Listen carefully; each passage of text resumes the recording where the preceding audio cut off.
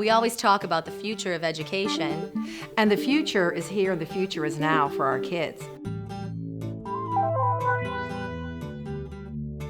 A lot of schools are looking to cut programs. Here at Elizabeth Forward, we're really trying to add innovation and remake education. We're taking technology and incorporating that so it's no longer just paper and pencil and books. But it's also about the way that teachers approach learning in the classroom. It's not the teacher giving them information and having the children spit it back. They're now active learners in the space too. Teachers are more facilitators.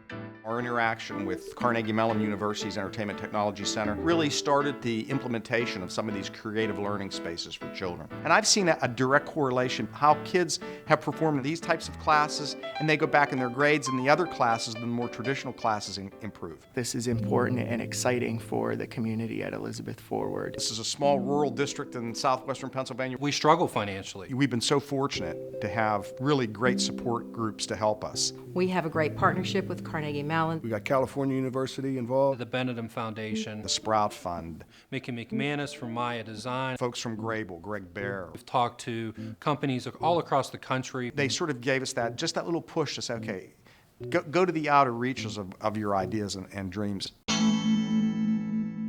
Last year in September, we opened our Dream Factory. The Dream Factory is a combination of 3 classes that were previously separated: the art room, the tech ed room, and computers. All 3 teachers collaborate And bring together art and engineering. When it's hands-on learning, it's something that you want to do. What we need are measurements. When you have a board, take a look at your board. I think it adds to our traditional wood shop, metal shop. Students are programming interactive games, building robots. Do they want to do 3D printing? Do they want to do painting? Do they want to do sculpture? This is not a gifted program. It's not an after-school activity. Every kid is getting this in our school. We've been creating a lot of unique learning spaces in the district, and we thought we needed to push some of these activities down to the elementary. I wanted to change my instruction and ultimately the classroom so that I could meet the needs of every kid in here. I like it. It's cool. It's colorful. It's nice.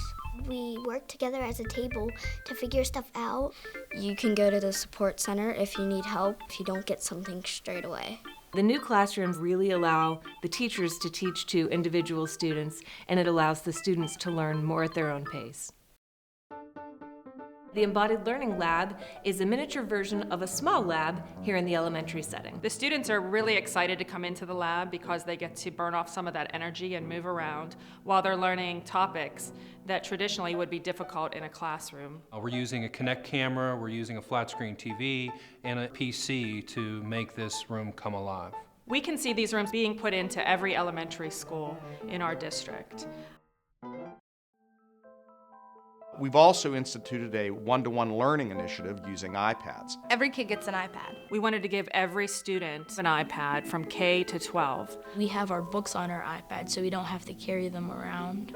iPads go anywhere. They're learning. They can learn anywhere. Seeing the students using iPads in the Dream Factory has been amazing. Kids can do 3D design on an app, print it to a 3D printer. We're all just very used to it. It has become just what we do and how we learn. First we started with the small lab, then we got the 3D printers, and now each student has their own iPad. I think it's just going to keep growing and growing. Now that we have some of these unique spaces, how do we as a school district change other classrooms and other environments to engage children? Providing these programs are going to better prepare these kids, whether they could choose to go on to college or just straight into workforce. They're not going to be afraid to use the new technology that's coming down the road in 2020, 2030. They're going to be a step ahead as far as engineering and computer science and, even the future of art. Creating an environment and using that technology really can help children, and that's really the goal in the district, is to help children learn and grow and be productive members